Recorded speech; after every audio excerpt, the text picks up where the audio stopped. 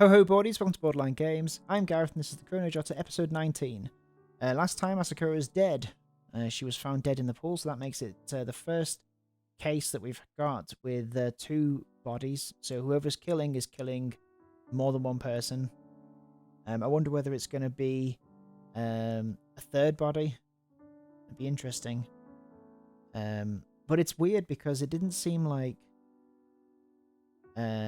there'd be a reason to kill Asakura as well. So the first person was Koizumi. I guess it could simply be that Asakura was in the wrong place at the wrong time as they tried to dispose of a murder weapon or something, because it was a swimming pool. And in the last episode, I think we found that the pH level of the pool was off, so maybe Asakura saw that someone was disposing someone there and the culprit had to do something about it. Anyway, let's carry on and find out. After showering, Ran arrived at the dining room in a cheerful mood. Sai had already prepared breakfast and the rest of her classmates had already taken their seats and were waiting for the food to be served. Ran, does your head hurt still? It's all better thanks to you, Miss Sakura. Ran said so as she took her seat next to Anne. I didn't do anything though. It was Miss Sakura who brought me back to the dorms after all.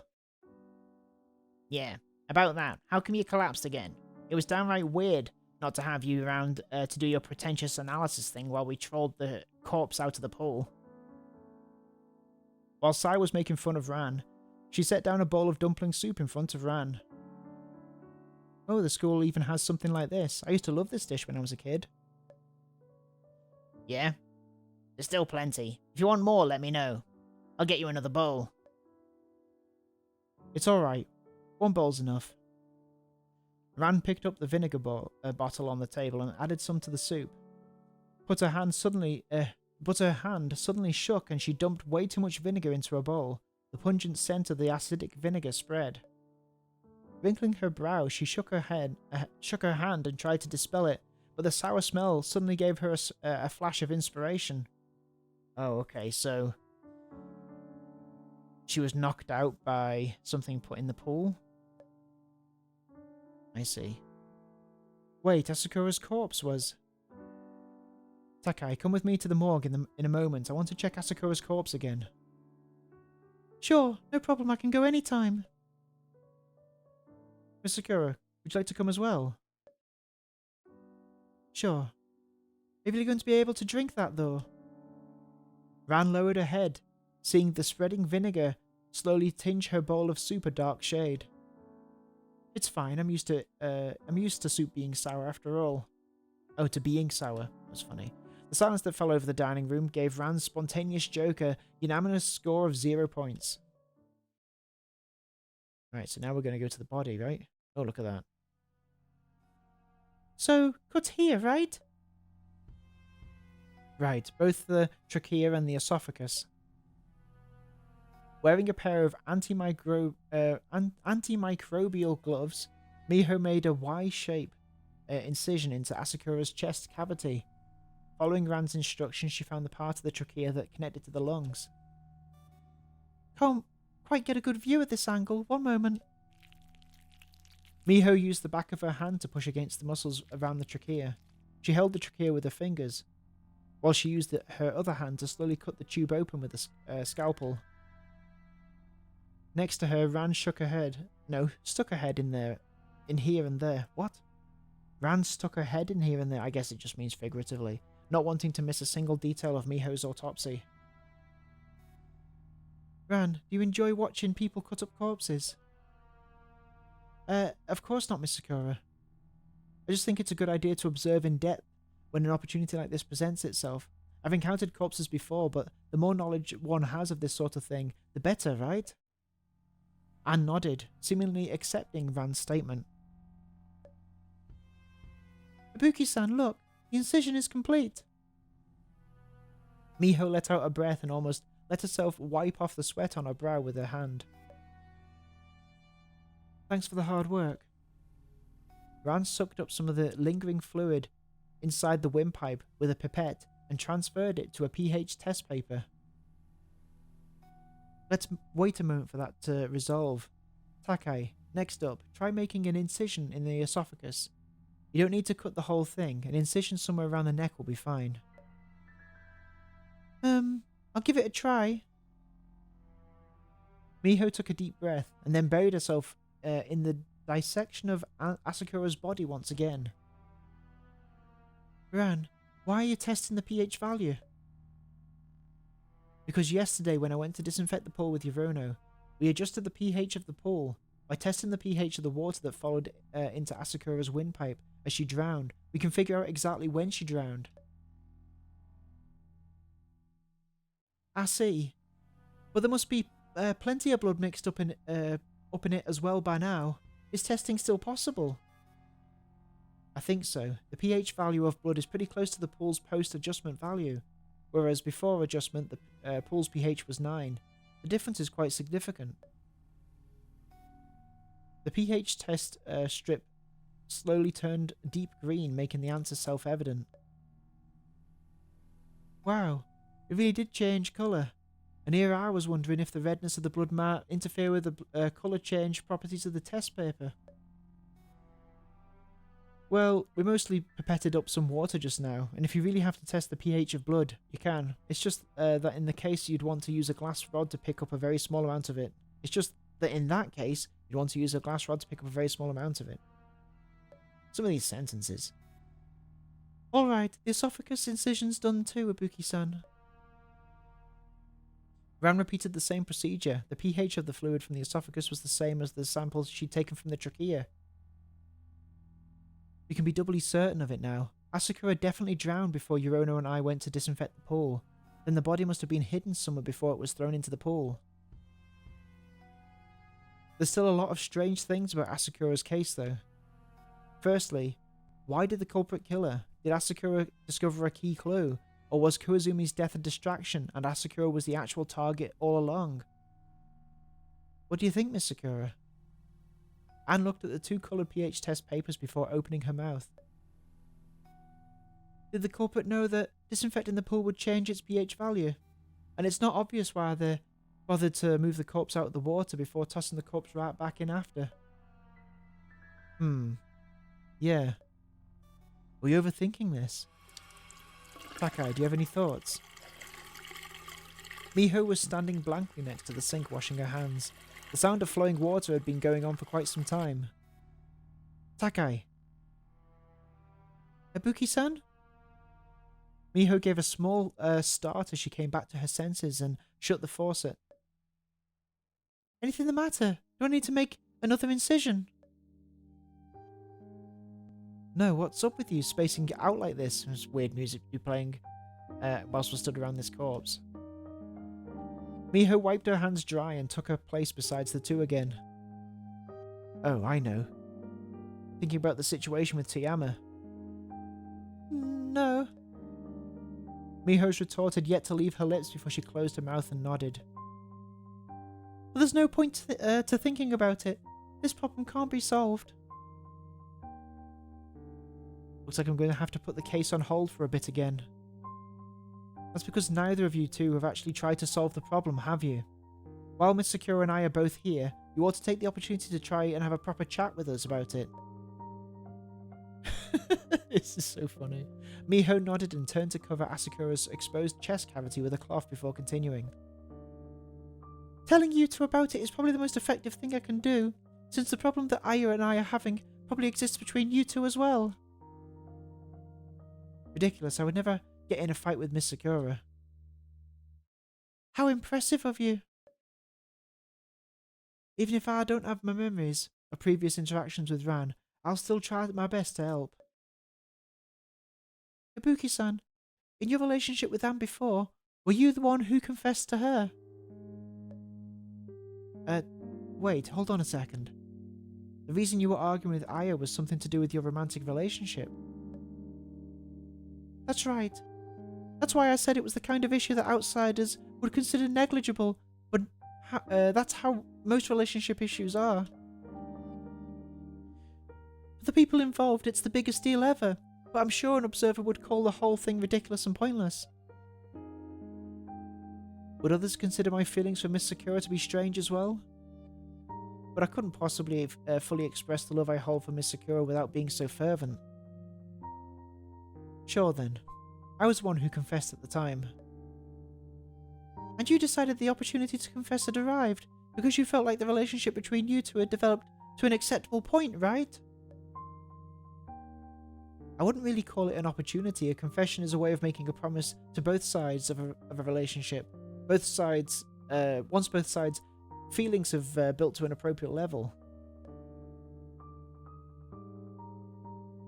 Directly confessing to someone that you think you like is nothing more than just gambling on your luck, right? As for me at the time, someone said something to me that inspired the courage in me I needed to confess to Miss Sakura. Just who said that thing to me and what did they say? I've forgotten even something that significant to me. So someone else encouraged you to confess to Anne? Sure, I guess, but at the time I was already deeply in love with Miss Sakura. It was just that I was too afraid to imagine what it'd be like to be in a natural relationship with Miss Sakura, so I kept putting it off. Was I really scary before? Of course not. It was just that I felt like I couldn't live up to you, Miss Sakura. And Sakura looked like she was trying to imagine what kind of herself she must have been before. She shook her head and turned to Miho. And then? What was the cause of your argument with Aya, Miho?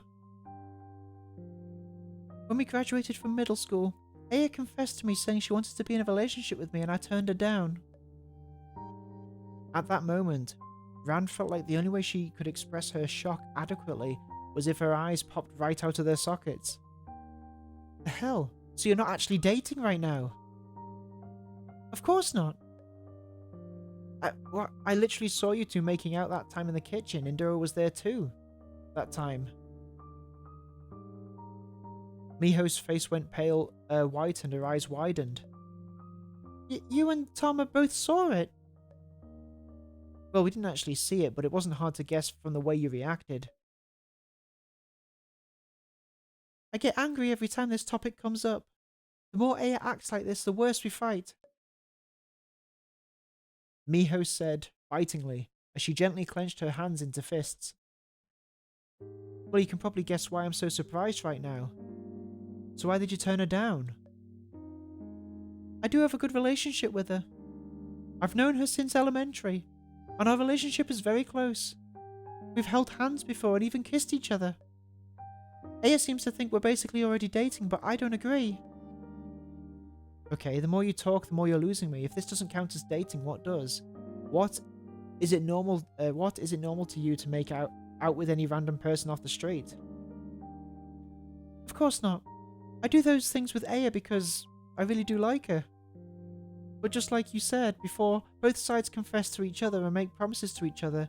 It doesn't count as proper dating. I don't think the time is right, so we can't be together. Ran was getting quite tired of this question-answer format, so she hung onto Anne's arm and played idly with one of Anne's fingers, as though she was trying to while away the time.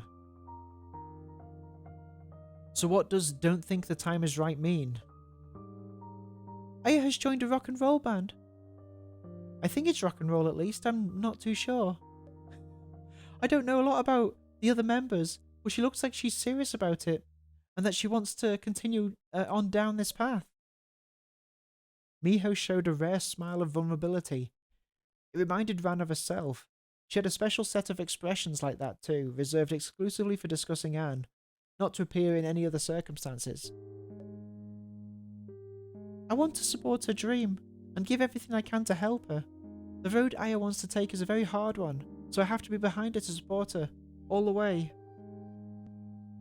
I know for a fact that I'll spend the rest of my life's journey by her side. But we're both women, and I have to support her musical journey, which means that I have to become capable of supporting a home for the both of us. Anne nodded silently. It seemed she agreed with Miho's thoughts. What is happening? Oh, but it's not a burden to me. Or rather, the fact that I only need to shoulder such a tiny burden as this to be with the person I love is enough to make me deeply grateful already. Takei's definitely going to grow up to become someone incredible. With her competence, surely she and Toyama will be able to live a wonderful life together. I'm going to try that sentence again. With her competence, surely she and Toyama will be able to live a wonderful life together. But I still don't get why you have to reject her right now. I kind of understand, Ran. If I were in the same situation as Miho, I'd probably choose rejection as well. What? Impossible. Misakura couldn't possibly reject me. Takei, hurry up and tell me why you're rejecting Toyama. I figured that Anne would share my opinion, while you would agree with Aya's. If I accepted her confession, then we'd already be a couple, even without me needing to do anything, without even having started to work hard to make our shared future or her dreams come true. I'm afraid that this would weaken me and make me incapable of sustaining our lifestyle. It's just a high school romance, isn't it? It's not so bad as all that, right? What, are you worried it'll impact your grades? Ran thought she was being fairly ridiculous, but Miho's expression was serious. I do in fact think it's very important. I have to focus all my efforts in order to be able to achieve a societal position that can guarantee that Aya and I live the way that we want to live, despite being in the same-sex relationship. For this, I'm even willing to temporarily sever our relationship up until I have the power to back up the promises I want to make to her and be together with her again. Then what the hell is your relationship right now? You're getting on pretty well, aren't you? So you can't date, but you can be best friends with each other. What kind of logic is that? Ran squeezed Anne's hand, hoping to win support from her lover. I can understand, Miho. Any relationship between two people is a long journey to embark on. Sometimes sacrificing time spent together in the present to win a longer future together is the right thing to do. We can't let ourselves be attracted only to the beautiful things right in front of us. But I want us to be together right now. I'm so deeply in love that I can't bear to spend a second apart from you. You sound exactly like Aya. Ran spoke her next words rather unhappily. Well then, that just means that's how much Toyama loves you. And you love her as well, so just be together already. You know what? No, I'm definitely going to speak up for Toyama's sake. I'm going back and telling her your thoughts. It's no good. I'll never accept it. That's exactly what I want, for her to not accept it. And then for you to apologize to her and make up for her. And then make up with her. Miss Sakura, please take Takei back to the dormitory. Once I've done chatting with Toyama, I'll bring her right back. What if you bring her to me and we start fighting again? It's fine. Both me and Miss Sakura will be there. After speaking, Ran let go of Anne's arms, draping her hands over Anne's shoulders. Also, don't worry, Miss Sakura. When I confessed to you in the past, you accepted instantly, so there's absolutely nothing that could come between us. Anne Sakura nodded her head witlessly. It looked like she wanted to say once again that she and the person that Ran remembered weren't the same person. I'm sure I'll accept your confession then. Well, she would try to get closer to being that person. She would try to get close to being that person. Okay, got it. She's going to try and be Anne Sakura. Ran hurriedly pushed open the music room's door. Aya was strumming some chords with her guitar pick, but when she saw Ran rush in, she held the guitar strings down with her hand and the sound soon faded away. What's with the rush? Toyama, Taka told me. Ran was just about to tell Aya what Miho had said so that she and Aya could work together against Miho. She suddenly remembered, though, that Miho had said that Ran's reaction had been very similar to Aya's. Takei must have already spoken her mind to Toyama. I can't believe I didn't realise something so simple. In fact, that's probably the foundation on which they had an argument at all in the first place. Ran was for some time unable to say anything, and just stood there blankly with an awkward expression on her face. Aya, on the other hand, laughed as she shifted a bit and patted the empty spot next to her. I've written a new song recently, Ran-chan. Why don't you give it a listen? Sure. Ran sat down next to her and noticed that she was holding a wooden guitar. Actually, I only got the inspiration for this song after I met you. So how's that? Why? Is there something about me that inspires creativity? Aya shrugged.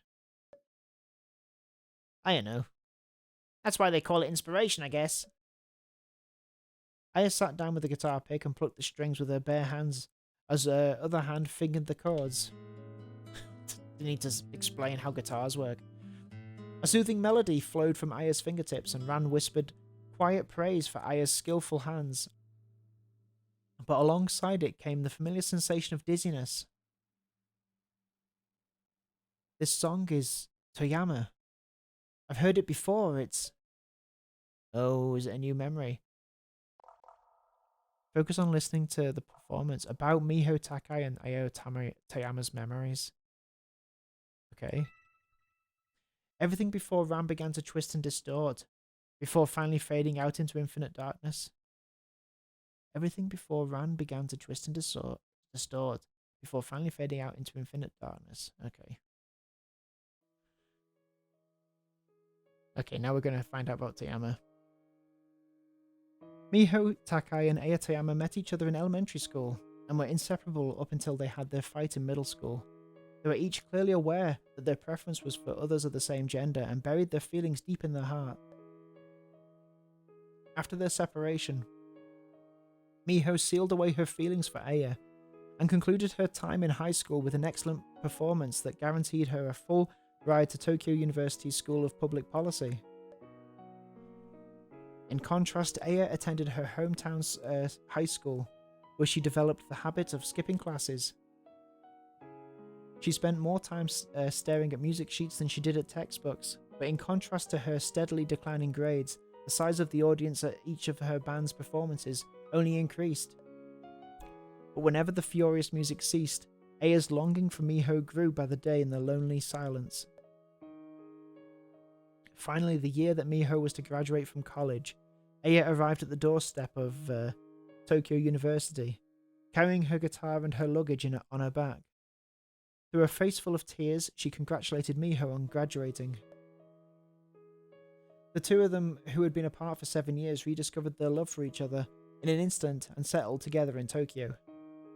In the 5 years after that, Miho took a job in finance. She rose through the ranks at an astonishing rate and fulfilled the promise she'd made to the two of them to guarantee them a happy future together. Aya's band lifestyle, on the other hand, wasn't working out too well. She was stuck doing on and off late night gigs at local bars or filling in time slots whenever a more renowned band failed to show for a concert. Oh no.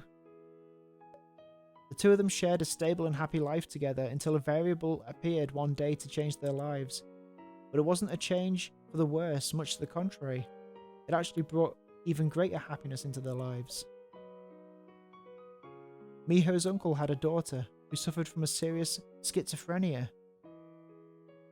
Miho very rarely saw her cousin, who was 3 years older than her. Miho only ever got the chance to speak to her once at a family gathering. Miho's uncle had a daughter. Is that going to be Ran? While Miho was in high school, her cousin ran away from home and was never heard from again. All that Miho remembered of her was her exaggerated expressions and the way she'd once rubbed Miho's hair as she'd told Miho, "You're a real goody two-shoes," with a laugh. And when Miho had almost completely forgotten those memories as well, she received a text from her cousin requesting a meeting. Miho and Aya, who'd been living together for many years at that point, arrived together at the destination point. They met Miho's cousin as well as a little girl standing next to her, incessantly wiping tears off her own face. In conversation, Miho's cousin explained to her that she'd met a rich entrepreneur. How you say that? Why can't I say that? From abroad, and that the two had fallen in love and decided to elope. But after Miho's cousin had given birth to a child, it turned out that her wildly alternating moods and the fact that she cared for little more than hedonistic indulgence had led her to start thinking that perhaps she could give the child to someone else for adoption. She knew that Miho's lifestyle was materially secure, and that Miho had no intentions of getting married. She hoped that Miho could adopt her daughter. Miho quite reasonably exploded in fury on the spot, fiercely berating her cousin for not being willing to take responsibility for a child she gave birth to herself. But Miho's cousin wasn't particularly bothered by Miho's anger. She said that she knew that Miho was a very good person, and that the more she yelled, the more proof it was that she'd take good care of Miho's niece. And so, though Miho's cousin said that she could name the child under the family name as well, Miho insisted on retaining her cousin's family name, hoping that this way Miho's niece could retain some semblance of a familial connection to her biological mother. And so Miho took her cousin's family name. Oh, and the last character off of her niece's original name, and named the child Ranabuki. Oh my god. Ranabuki had unfortunately inherited her mother's schizophrenia, and being thrown away by a foreign nation by her mother, to a foreign nation by her mother only added to her discomfort. Because of that, Ran spent almost every day alternating between mania and depression. With patience unimaginable to most, the two of them slowly taught her Japanese, helped her get treatment for her illness, and oversaw her regimen of medications, and never, not even once, expressed disgust at her, or any sign of wanting to abandon her. Unlike Miho, who was busy with work much of the time, Aya mostly stayed at home, and thus had more opportunities to interact with Ran. Aya would frequently play music for Ran, and even write songs for her specifically. Soon Ran was able to live amicably with her two family members, and she held the same love for them as they did for her, even if she still had trouble communicating with strangers. After coming home from school, she always insisted on hugging either Aya or Miho while crying. The two of them engaged with the school multiple times to try to improve Ran's situation, but to little effect. Ultimately, under their care, Ran's condition had improved by the time she entered high school, even though her condition would worsen again later. By the time that happened, she would already have the one person who would forever be closest to her heart by her side. Miho, Takei, and Aya Toyama's relationship inspired a desire for the same within Ran. She was convinced that she herself could surely find both inspiration and meaning of life from a similarly intimate relationship as well. And of course, who else could that relationship be with but Ann Sakura? Okay, that was abrupt. Oh my god. Aya Toyama's performance was still ongoing. The song she was playing was the exact one she'd composed for Ran back then. Immersed in her performance, she didn't notice that Ran next to her had covered her face with her hands and was quietly crying. I can't believe that I forgot everything Miho and Aya did for me. Ran's most crucial periods of development as a person were accompanied by the two of them. They were much closer to her than her birth mother was. I can't believe that even the two of them had times when they argued. I've never seen the two of them fight at all. The relationship was what showed me that people who built a close bond could face any trouble head-on, as long as they were together. That's why I wanted to build a close relationship with Miss Sakura in the first place. That was where I got the courage to confess to Miss Sakura as well, from Miho. Nodding to the beat and tapping her feet to the rhythm, Aya started humming the song's refrains, so familiar to Ran. Ran, in sync with her beat, also began singing along with a trembling voice. It's just like my memories. Let's leave it at that for now. Not bad, Ran-chan, you were able to hum along, after just listening to it for a short while. Aya always called me like that, back in the day as well. I thought it was a strange form of address, but now it suddenly seems so much more endearing. You've come to talk to me about the affair with Miho, right, Ran-chan? Ran surreptitiously rubbed her nose and sniffed a few times, trying to prevent Aya from noticing that she'd cried. Right. What are your plans, Toyama? Takei's told you how she feels, hasn't she? Aya blinked a bit and set her guitar down on her lap. Miho told you?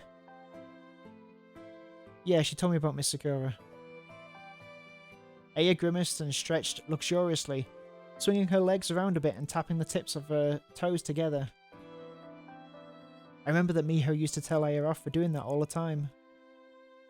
If she's told both you and Anne, then she must be ready to put this state of affairs to an end.